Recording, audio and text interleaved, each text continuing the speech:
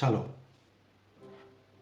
Un éminent homme de Dieu disait, dans l'Église aujourd'hui, comme autrefois, définir la doctrine du Christ ou corriger les déviations doctrinales est une affaire de révélation divine accordée aux hommes que le Seigneur dote de l'autorité apostolique.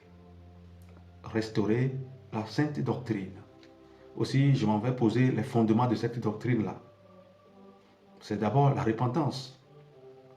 Ensuite, le baptême, le don du Saint-Esprit.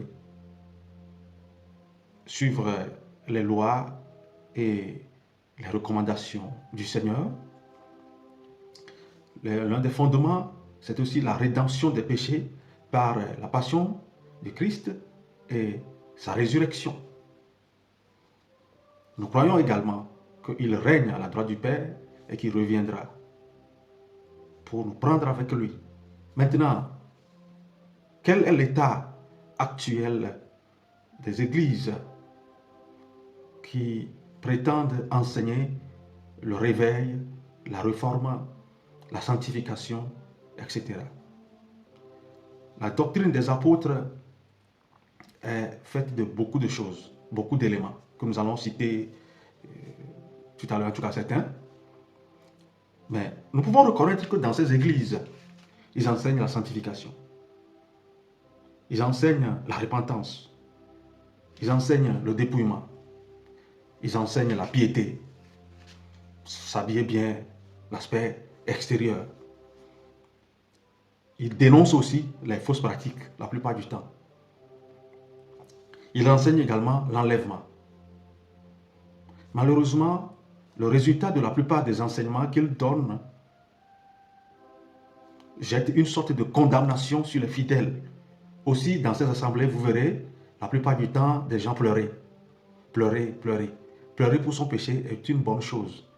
Mais un ministère qui te met constamment dans la posture de la condamnation ne reconnaît pas la grâce.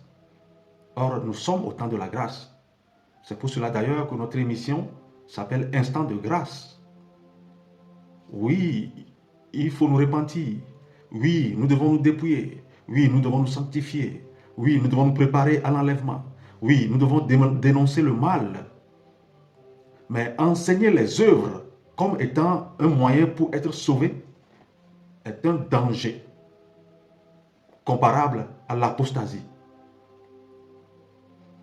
Si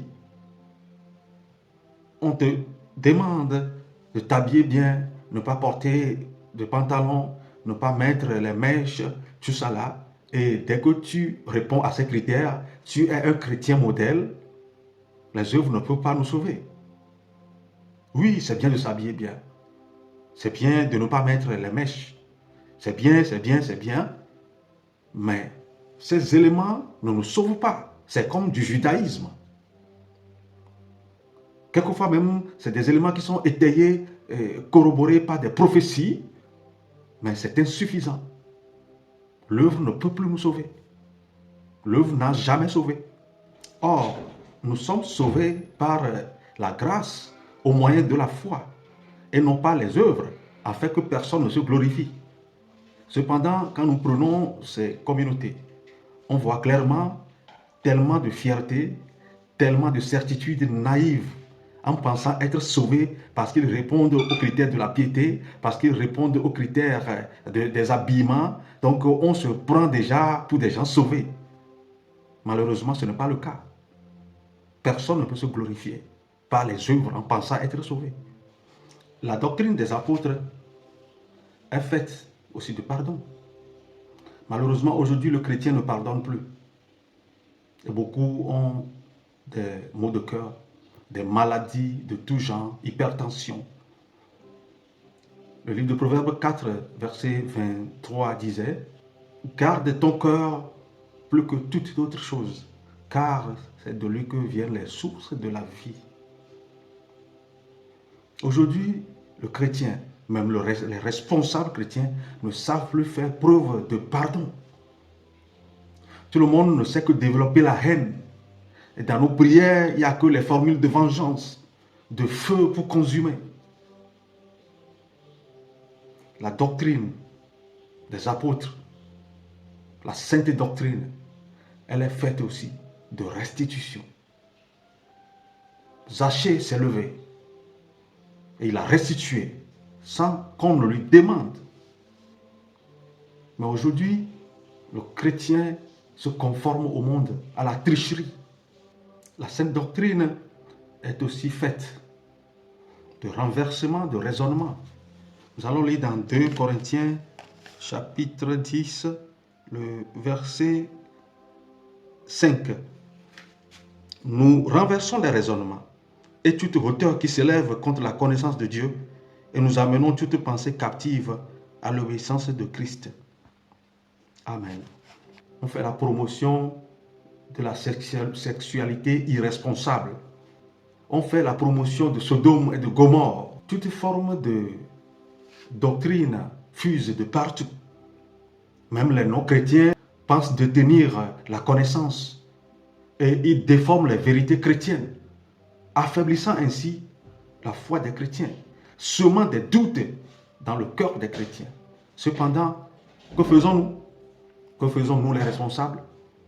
Nous devons répondre à ces questions-là aux fidèles. Malheureusement, ce n'est pas le cas. On se tait. Et les chrétiens ont commencé par douter de leur foi.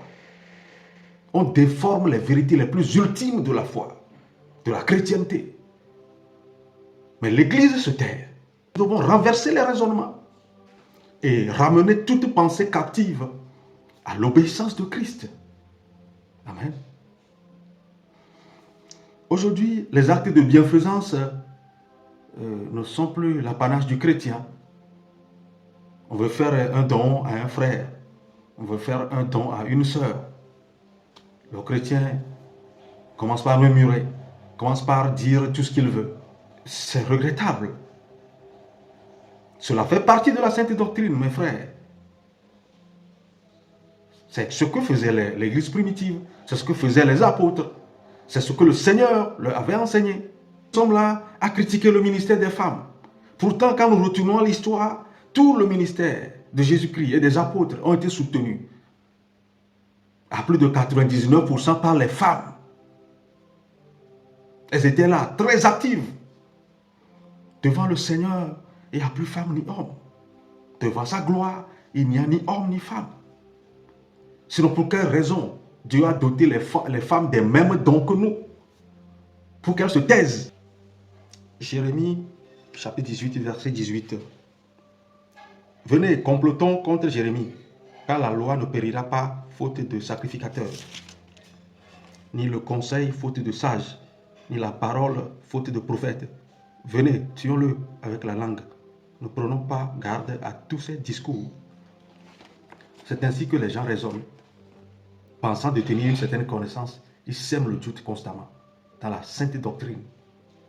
Mais les docteurs, les pasteurs, les prêtres se taisent. C'est ainsi que nous avons des chrétiens qui n'ont plus une foi solide, mais ils sont plutôt tendance à être emportés à tout vent de doctrine. Ephésiens 4. Mais que dit l'Écriture? Chasse l'esclave et son fils, car le fils de l'esclave n'héritera pas avec le fils de la femme libre. Il est temps d'affirmer notre foi, de choisir la génération d'Isaac, même de Naboth, qui dit que Dieu me garde si je te donne l'héritage de mes pères. Nous devons être des dignes fils qui se lèvent pour défendre l'héritage de notre Père, afin d'affermir les foi et de produire le salut dans les âmes. Servir le royaume. Au nom de Jésus-Christ de Nazareth. Que Dieu nous fasse grâce. Amen.